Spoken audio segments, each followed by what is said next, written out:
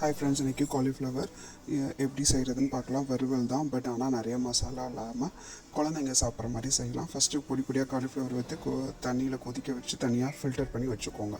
இப்போ 1 table spoon மைதா மாவு, 1 tablespoon cornflour, so அதோட கொஞ்சமாக மிளகு நுணுக்குன மிளகை ஆட் பண்ணிக்கலாம். அவ்வளோதான். அப்புறம் உப்பு, வேறு எதுவுமே கிடையாது. நம்ம மைதா எவ்வளோ ஆட் பண்ணுறோமோ அதே அளவு கார்ன்ஃப்ளவர். 1 டேபிள் ஸ்பூன் மைதானா 1 டேபிள் ஸ்பூன் கார்ன்ஃப்ளவர், 2 ஸ்பூன் ரெண்டும் போட்டுக்கோங்க. கொஞ்சம் சீரகம், உப்பு, மிளகு. சீரகமும் மிளகும் நுணுக்கி போடணும், தூள் தான் போடணும். நல்லா தண்ணி விட்டு கரைச்சிக்கோங்க. இது எப்படி இருக்கும்னா தோசை மாவு மாதிரி அந்த பதத்தில் இருக்கணும். ரொம்ப கெட்டியாக இல்லாமல் ரொம்ப தண்ணியாகவும் இல்லாமல் கோதுமை தோசைக்கு கரைக்கிற மாதிரி கரைச்சி வச்சுக்கோங்க.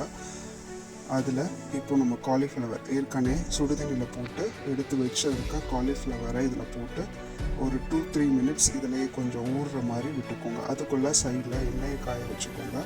நல்லா எண்ணெய் சூடானதுக்கட்டும் ஒரு 2 மினிட்ஸ் அதுவும் அதுக்குள்ளே ஊறிடும். எண்ணெய் சூடானதும் அந்த காலிஃப்ளவரை அதில் போட்டு பொரித்து எடுத்துக்கோங்க.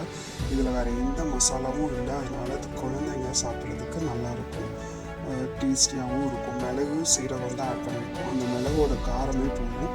மிளகு பொடி வேறு எதுவுமே சேர்க்க தேவையில்லை.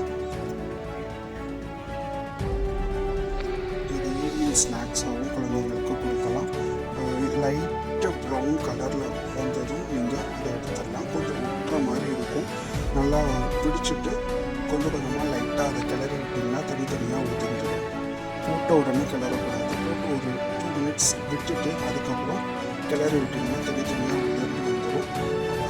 டேஸ்டான காலிஃப்ளவர் ஈஸியாக செய்யலாம். ஈவினிங் ஸ்நாக்ஸ் மாதிரி குழந்தைங்களுக்கு செஞ்சு கொடுக்கலாம்.